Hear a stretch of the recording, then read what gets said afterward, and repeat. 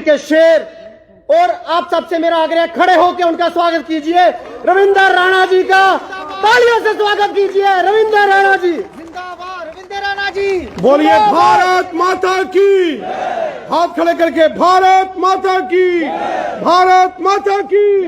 Bharatiya Janata party, Bharatiya Janata party, Modi सरकार, मोदी सरकार, भारत माता की, भारत माता की। बहुत बहुत धन्यवाद। भारतीय जनता पार्टी ओबीसी मोर्चे के आज इस महासम्मेलन में हमारे बीच हमारे वरिष्ठ नेता पूर्व उप मुख्यमंत्री डॉक्टर निर्मल सिंह जी, जम्मू कश्मीर बीजेपी के पूर्व प्रदेश अध्यक्ष और जम्मू पुंछ संसदीय क्षेत्र के हमारे मेंबर पार्लियामेंट मानयोग जुगल किशोर शर्मा साहब, ओबीसी मोर्चे के हमारे अध्यक्ष श्रीमान ब्रह्मजोत सती साहब, हमारे महामंत्री विबोध गुप्ता साहब, रशपाल वर्मा जी, राजकुमार तरखान साहब और हमारे रवि वर्मा जी, मुनीश शर्मा साहब, कैप्टन रमेश जी जो हिमाचल के ओबीसी मोर्चे के प्रभारी हैं, अंजू डोगरा जी जो ओबीसी मोर्चा जम्मू कश्मीर की प्रभारी हैं, मंचसीन यहां अलग अलग ओबीसी समाज की जो सभाओं के अध्यक्ष श्रीमान अयोध्या कुमार मनावा जी, कुमार प्रजापति समाज, इनके लिए जोरदार तालियां। श्री मुरारी लाल जी जीवर समाज, शशि वर्मा जी तरखान समाज, राजेंद्र सिक्का जी सैन समाज, राजू राम जी बाजीगर समाज, सुमित्रा देवी जी बोरिया समाज, विशंबर राम जी बाजीगर समाज और इसके साथ साथ यहां बाजीगर समाज कि यहां जितनी भी सब कास्टों के आए हुए हमारे भाई बहनें, नौजवान, बुजुर्ग, चाहे वो लोहार बरादरी के हों, तरखान बरादरी के हों, नाई के हों, जीवर बरादरी के हों, कुम्हार बरादरी के हों, तेली, बोरिया, जोगी, बाजीगर, धोबी, घराटी, मोची, शकीरगर, फिशरमैन, हांजी, मैसर, नाजर, शेख, बंद, मरासी, लवाने, शेर गोजरी इत्यादि महागीर, जितनी भी ओबीसी समाज की जातियों से यहां आए हुए हमारे साथियों, माताओं, बहनों, नौजवानों, मैं दिल की गहराई से आपको मुबारकबाद पेश करता हूं कि आपने यह जो महासम्मेलन ओबीसी मोर्चा भारतीय जनता पार्टी उसके बैनर के तले आपने आज हजारों की तादाद में आज यहां जो एक महारैली का आयोजन करके अपनी ताकत के प्रदर्शन किया है, मैं इसके लिए आपको मुबारकबाद पेश करता हूं। रविंदर राणा जी। साथियों, जिन वर्गों में, जिन लोगों में एकता का भाव होता है उनकी जीत होती है, क्योंकि हम बचपन से पढ़ते आए हैं एकता में बल होता है। और इसलिए आज पूरे जम्मू कश्मीर के अंदर जितनी भी ओबीसी समाज की जातियां हैं, वो चाहे जम्मू रीजन जिसमें कठुआ, सांबा, जम्मू, राजौरी, पुंछ, उधमपुर, रियासी, रामबन, डोडा, किश्तवाड़ हो, या कश्मीर के अंदर अनंतनाग, कुलगाम, पुलवामा, शोपियान, श्रीनगर, बड़गाम, बांडीपुरा, बारामूला और कुपवाड़ा जैसे, गांदरबल जैसे एरिया के हमारे ओबीसी समाज से ताल्लुक रखने वाले हमारे भाई बहन हो, वो हिंदू हो या मुसलमान हो, वो जम्मू रीजन के रहने वाले हों या वादी कश्मीर के अंदर रहने वाले हों, आज अपने हक की इस लड़ाई में सब यहां बीजेपी के साथ इकट्ठे हो गए हैं। इसके लिए मैं आपको मुबारकबाद पेश करता हूं। मेरे साथियों, दोस्तों, 70 साल एक बहुत लंबा अरसा होता है। 70 साल हमने देखा जम्मू कश्मीर के अंदर यहां नेशनल कॉन्फ्रेंस की भी सरकार आई। यहां डॉक्टर फारूक अब्दुल्ला साहब कई सालों तक चीफ मिनिस्टर रहे और नेशनल कॉन्फ्रेंस के एक के बाद एक यहां चीफ मिनिस्टर रहे और ओबीसी समाज के वोट हमेशा लेते रहे। कश्मीर के अंदर रहने वाला हर हमारा तीसरा मुसलमान जो भाई है वो ओबीसी है। ये ओबीसी के वोट लेकर सरकार में सत्ता में आते रहे, लेकिन इनकी जुबान से कभी ओबीसी का नाम तक नहीं निकला। काम करना तो दूर की बात है। उसके बाद यहां कांग्रेस पार्टी की सरकारें रही, कांग्रेस के भी यहां चीफ मिनिस्टर रहे। जम्मू कश्मीर में भी कांग्रेस की सरकारें थी, दिल्ली में भी कांग्रेस की सरकारें थी। जो कानून पूरे देश के अंदर लागू था, क्या यह कांग्रेस पार्टी ओबीसी को रिजर्वेशन देने के लिए क्या यहां लागू नहीं कर सकती थी? बताओ, क्या नहीं कर सकती थी? कर सकती थी। और कांग्रेस भी वोट लेती रही ओबीसी समाज से। 70 साल जम्मू कश्मीर के अंदर ओबीसी समाज का कत्ल अगर किया, वो नेशनल कॉन्फ्रेंस और कांग्रेस पार्टी ने किया। ओबीसी समाज के बच्चों का कत्ल कांग्रेस और नेशनल कॉन्फ्रेंस ने 70 साल यहां जम्मू कश्मीर के अंदर किया। कांग्रेस और नेशनल कॉन्फ्रेंस ओबीसी समाज की सबसे बड़ी गुनाहगार है। मैं आपसे पूछता हूं, ये एनसी और कांग्रेस ये ओबीसी समाज के सबसे बड़े गुनाहगार है कि नहीं है? है कि नहीं है? मेरे को बताओ आप। जिंदाबाद। ओबीसी समाज के बच्चों का अगर किसी ने कत्ल किया है जम्मू कश्मीर के अंदर, वो नेशनल कॉन्फ्रेंस और कांग्रेस पार्टी है। मैं सवाल पूछता हूं जनाब मोहतरम डॉक्टर फारूक अब्दुल्ला साहब से। आजकल आप बड़ा घूम घूम कर बोल रहे हो white paper, white paper. Doctor मोहतरम फारूक अब्दुल्ला साहब, क्या इस व्हाइट पेपर में आपने ओबीसी समाज के इन 30 जातियों के लोगों के साथ जो यहां 70 साल जुल्म हुआ, इसका जिक्र आपने क्यों नहीं किया? क्योंकि आप आज भी नहीं चाहते कि ओबीसी समाज को उनका हक मिले। जनाब मोहतरम डॉक्टर फारूक अब्दुल्ला साहब, आपके व्हाइट पेपर में गुज्जर और बकरवालों का, गद्दियों और सिपियों का जिक्र नहीं हुआ। जनाब मोहतरम डॉक्टर फारूक अब्दुल्ला साहब, आपके व्हाइट पेपर में पहाड़ी कबीले के लोगों का जिक्र क्यों नहीं हुआ? जम्मू कश्मीर के अंदर 70 साल यहां महिलाओं को उनके अधिकार छीने गए, क्यों नहीं डॉक्टर मोहतरम फारूक अब्दुल्ला साहब, आपने अपने व्हाइट पेपर में जो महिलाओं के साथ अत्याचार जम्मू कश्मीर में हुए उसका जिक्र आपने क्यों नहीं किया? आपने क्यों नहीं, जो बेस्ट पाकिस्तान के रेफ्यूजी हैं, गोरखा समाज के लोग हैं, वाल्मीकि समाज के लोग हैं, आपने अपने व्हाइट पेपर में उनका जिक्र क्यों नहीं किया?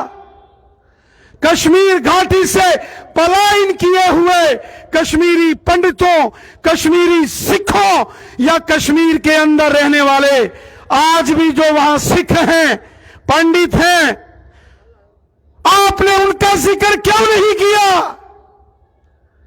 मोहतरम डॉक्टर फारूक अब्दुल्ला साहब, आपने जो यहां धारा 370 लगाई हुई थी, ये ओबीसी के खिलाफ धारा लगाई थी। ये धारा 370 ओबीसी समाज के लोगों को उनके हक से महरूम रखने के लिए एक नफरत की दीवार आपने खड़ी की हुई थी। मोहतरम जनाब डॉक्टर फारूक अब्दुल्ला साहब और कांग्रेस और पीडीपी के नेता, ये गुपकार गठबंधन, ये 370 आपने गुज्जर और बकरवालों के खिलाफ, गद्दी और सिपियों के खिलाफ लगाई थी। जनाब मोहतरम डॉक्टर फारूक अब्दुल्ला साहब, ये 370 आपने पहाड़ी कबीले के लोगों के खिलाफ, पश्चिम पाकिस्तान के रफूजियों के खिलाफ, पीओजेके के रफूजियों के खिलाफ, वाल्मीकि समाज, गोरखा समाज, यहां की महिलाओं के खिलाफ लगाई हुई थी। आज जब पूरा समाज खुश है तो आपको व्हाइट पेपर याद आया। अब आप व्हाइट पेपर लाओ या ब्लैक लगाओ, नीला लाओ या पीला लाओ, उन थोड़े पेपर नहीं चलने भाई, नहीं चलने। ये फ्रॉड बंद करियो लो, ये फ्रॉड उन थोड़े नहीं चली सकते। एनसी कांग्रेस और पीडीपी दे ये फ्रॉड उन्मुखीन। साथियों, कल परसों तुसे दिखिया मोदी साहब ने 35,000 विलेज डिफेंस कमेटी के मेंबरों को उनके हक दे दिए। 35,000 लोगों को, कोई छोटा फैसला नहीं है, बहुत बड़ा फैसला किया। 12,000 बिजली के डेली वेजर्स पक्के कर दिए। इसके साथ साथ नौजवानों के लिए भर्तियां शुरू, बॉर्डर के अंदर रहने वाले लोगों को हक, गुज्जर बकरवालों को हक, पहाड़ियों को भी उनके हक। और आज मैं इस मंच से ऐलान करता हूं, बहुत जल्द जम्मू कश्मीर के ओबीसी समाज को उनका हक मोदी सरकार देने वाली है। जिंदाबाद रैना साहब। 70 साल ओबीसी समाज का कत्ल इन कांग्रेसियों ने किया, नेशनल कॉन्फ्रेंसियों ने किया, जिसकी यहां चीफ मिनिस्टर थे उन पार्टियों ने किया। सरकार उसकी होती है जिसका चीफ मिनिस्टर होता है। 70 साल यहां ओबीसी समाज के साथ जो जुल्मो सितम किया, उसके लिए नेशनल कॉन्फ्रेंस जिम्मेवार है, कांग्रेस जिम्मेवार है, पीडीपी जिम्मेवार है। जम्मू के अंदर तो बड़ी तादाद में ओबीसी समाज के लोग रहते हैं, लेकिन कश्मीर में भी कम नहीं है। कश्मीर के अंदर रहने वाला हर तीसरा हमारा मुसलमान भाई बहन ओबीसी समाज से ताल्लुक रखता है, चाहे वो हांजी है, तरखान है, हज्जाम है, तेली है, मरासी है, शेर गुजरी है, कराटी है, धोबी है, बाजीगर है। 30 सब कास्टें कश्मीर के अंदर ऐसी है जहां हमारे मुसलमान भाई बहन ओबीसी से ताल्लुक रखते हैं। एनसी कांग्रेस और पीडीपी ने 70 साल जम्मू के भी और कश्मीर के भी, हिंदू भी और मुसलमान ओबीसी, सिख ओबीसी, उनके वोट तो लिए, लेकिन बदले में पीठ पर खंजर मारा, खंजर एनसी कांग्रेस और पीडीपी ने। क्या ऐसे जालिम पार्टियों को कभी माफ करना चाहिए? बताओ जी, माफ करना चाहिए? माफ करना चाहिए क्या? ये ओबीसी समाज के गुनाहगार हैं, कातिल हैं ओबीसी समाज के, ये एनसी कांग्रेस और पीडीपी। और मेरे बहन भाइयों, ये भारतीय जनता पार्टी ये ओबीसी समाज से कितना प्यार करते हैं कि जब बीजेपी की फुल मेजॉरिटी, थंपिंग मेजॉरिटी अपने बल पर आई, तो जो देश का प्रधानमंत्री बना वो भी ओबीसी समाज से बना। और जब भारतीय जनता पार्टी के शीर्षतम नेता जनाब नरेंद्र मोदी साहब देश के प्रधानमंत्री बन गए और उनका नारा आ गया, सबका साथ, सबका विकास और सबका विश्वास। और उस दिन ओबीसी समाज के बच्चे बच्चे को यह यकीन हो गया कि सबका साथ, सबका विकास और सबका विश्वास जब यह नारा चल पड़ा तो ओबीसी समाज का भला उसी दिन मोदी साहब ने जम्मू कश्मीर के लिए तय कर दिया था। मेरे साथियों, हम आपको यकीन देते हैं, विश्वास दिलाते हैं कि जम्मू कश्मीर के अंदर ओबीसी समाज को बहुत जल्द जम्मू कश्मीर में ओबीसी समाज को हम उनके अधिकार जो हिंदुस्तान के कानून में है वो आपको बीजेपी सरकार, मोदी साहब और जनाब मोहतरम अमित शाह साहब आपको देने वाले हैं। बहुत जल्द इसकी घोषणा होने वाली है। अब आपके बच्चों का कत्ल नहीं होगा। अब आपको बच्चों को उनके हक जो ज़बा किए ये आप कोई ज़बा नहीं कर सकता। इंसाफ ये मोदी साहब का नारा है और इसलिए मैं तमाम रियासत जम्मू कश्मीर के अंदर रहने वाले अपने ओबीसी समाज के भाई बहनों, नौजवानों, बच्चे, हिंदू, मुस्लिम, सिख, आपसे यह अपील करता हूं, आप इकट्ठे हो जाओ, अपनी ताकत का मुजाहरा करो जैसे आज आपने अपनी ताकत दिखाई है। गुरु गोबिंद सिंह जी महाराज कहते थे, दुनिया मंदी जोरानू, दुनिया मंदी जोरानू।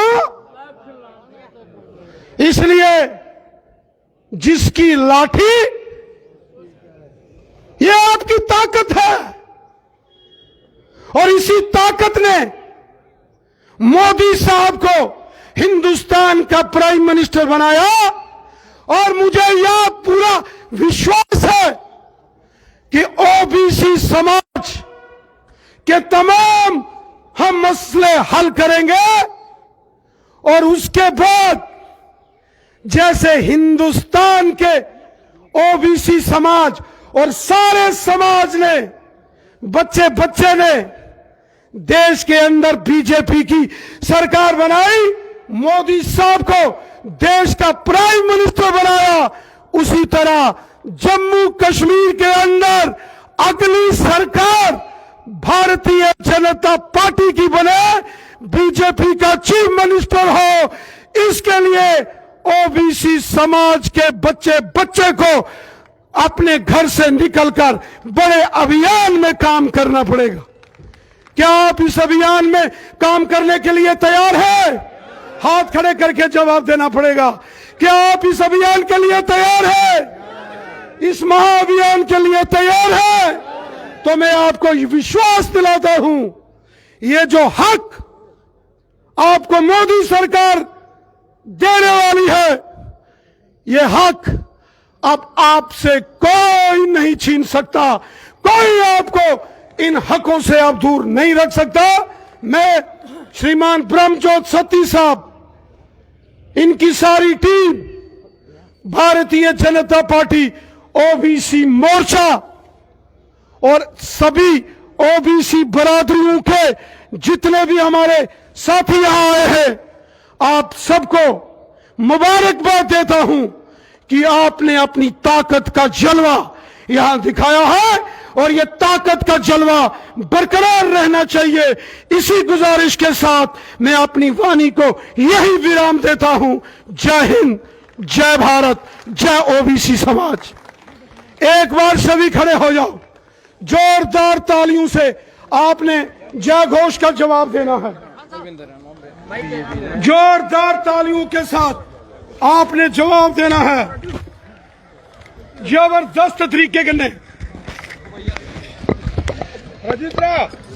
बस रुको, जबरदस्त